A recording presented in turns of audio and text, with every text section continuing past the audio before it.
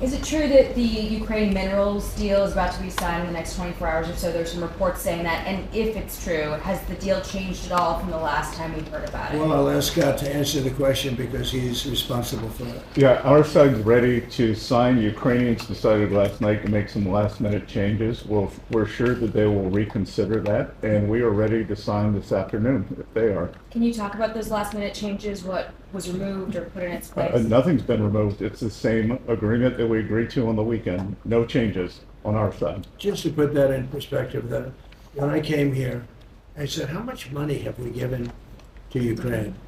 The real number is about $350 billion. It's unthinkable. And we had no security, we had no nothing. We were just pouring money there, unsecured money, putting it in banks, and anybody could have taken it out. You know, anybody over there, it was their decision. I've never seen anything like it. Europe, on the other hand, which is obviously that whole situation is much more important to Europe because we have an ocean in between. But Europe gave about $100 billion.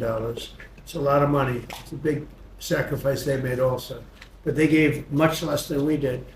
And their money is secured, totally secured, by deposits in banks. The deposits are largely Russian deposits. That's what Europe did, but their money is secured. So they gave $100 billion totally secured. We gave money like it's throwing it out the window.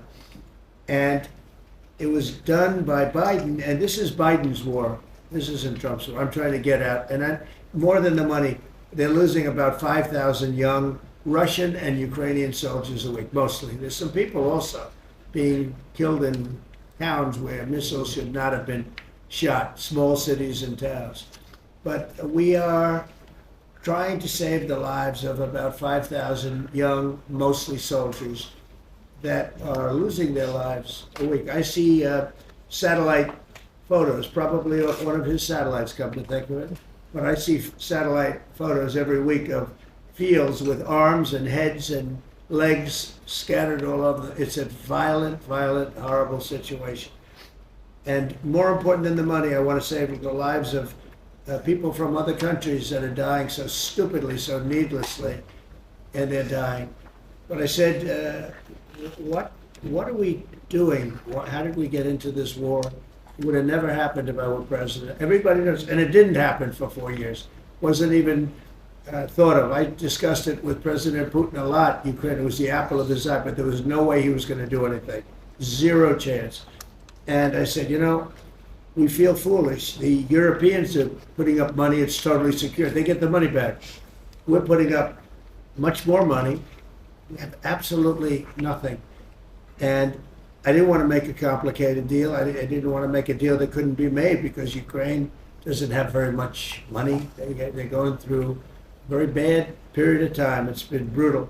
But I felt very foolish being in charge. So I said, well, we want something for our efforts beyond what you would think would be acceptable. And we said rare earth. They have very good rare earth. As you know, we're looking for rare earth all the time. Rare earth is called rare for a reason. And they have a lot. And we made a deal where our money is secure, where we can start digging and doing what we have to do. It's also good for them because you'll have an American presence at the site, Chris. And the American presence will, I think, keep a lot of bad actors out of the country, or certainly out of the area where we're doing the digging. So we made a deal, and I assume they're going to honor the deal. I put Scott in charge, and Scott's done it beautifully, but we haven't really seen the fruits of that deal yet. I suspect we will.